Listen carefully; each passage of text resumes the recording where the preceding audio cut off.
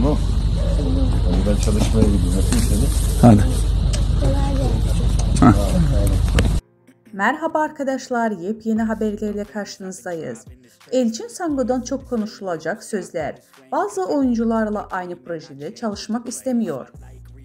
Aşk kaç beder giyer, öyle bir geçer zaman ki Kurt Seyit, Şura, Sevda Alabora dizilerinden sonra Barış Arduç ile oynadığı Kiralık Aşk'ta oyuncunun meslek hayatında adeten bir dönemçi oldu.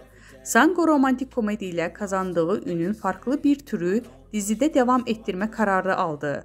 Blue TV'de çekilen Türkiye'nin ilk vampir dizisinde Yaşamayanlar'da Kerem Bürsin, Birkan Sokul'un ile başrollerinde oynadı. Bu dizinin ardından ise yeniden ekranlara dönen ve Kıvanç Tatlıtuğ ile birlikte oynadığı Çarpışma dizisinde oynadı. Hayranları onu yine bir romantik komedide görmek isteyince bu kez İyi Günde Kötü Günde isimli Star TV'nin dizisinde oynadığı ama beklenen ilgi görmediği ve 6. bölümden sonra yayından kaldırıldı.